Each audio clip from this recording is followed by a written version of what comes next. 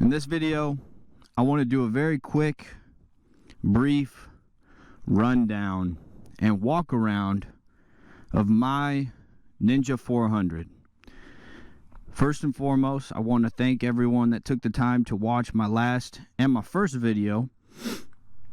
I appreciate all the likes. I appreciate the comments.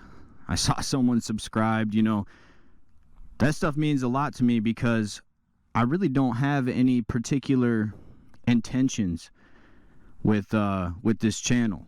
You know, I'm a beginner rider, and that's a lot of what last video talked about is the Ninja 400 a good starter bike? And you know, I think if you watch any other videos about the Ninja 400, and if you watch mine, everyone says it's a great starter bike.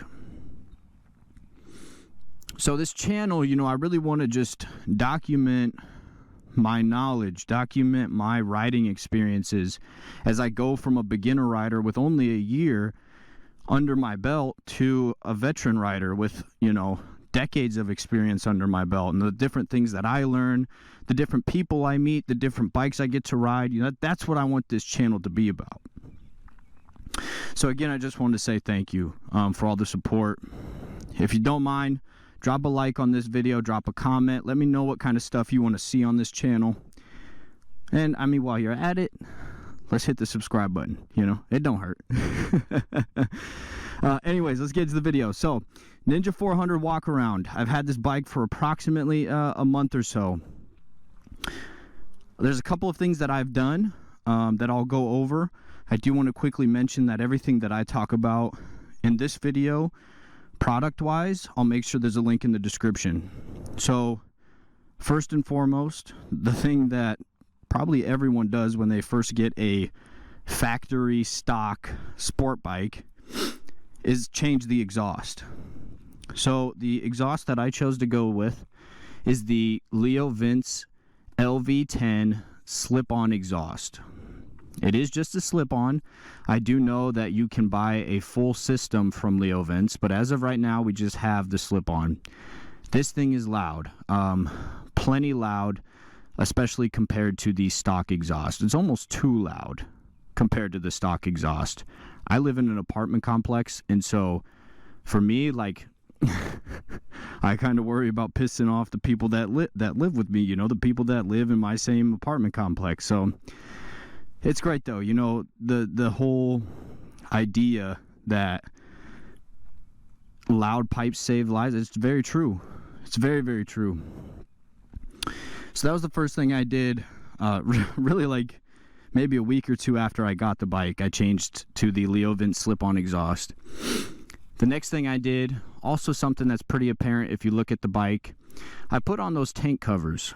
Now, these tank covers I got off of Amazon. They're by a company called Nightcat. These tank covers are really, really great because the adhesive that they use is 3M.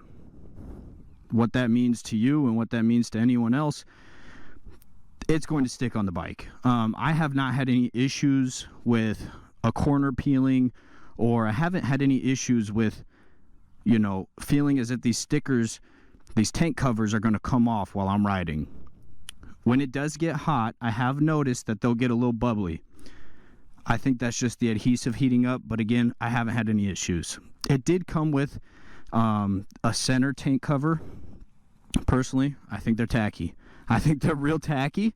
My personal opinion, probably in a minority there, but hey, it is what it is. The next thing I did, next thing everyone should do when you get a new sport bike that is stock from the factory, get rid of the stock fender.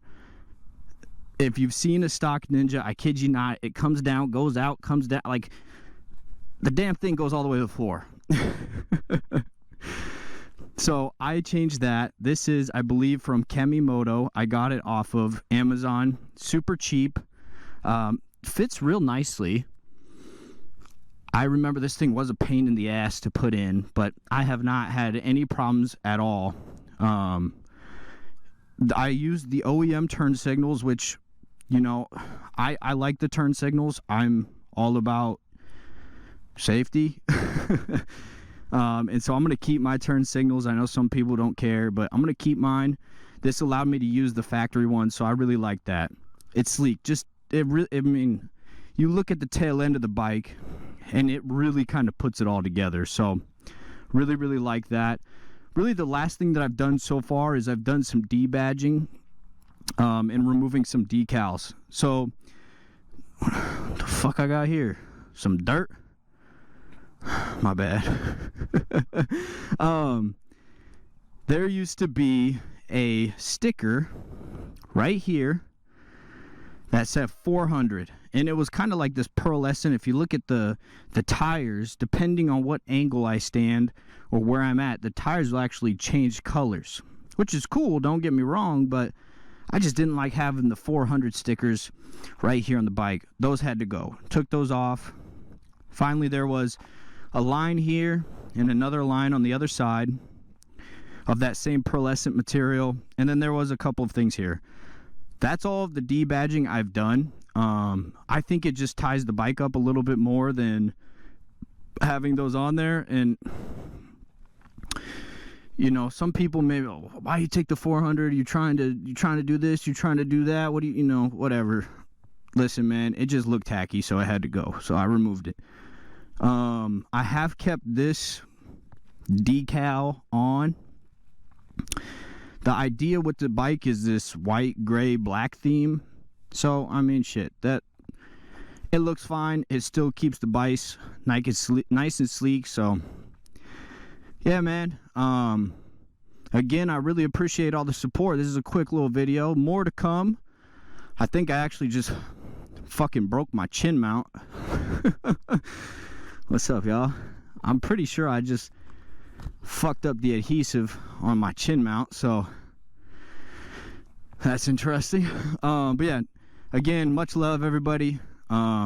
Really appreciate the love and support. Drop a like, drop a comment, hit the subscribe button. We're out here.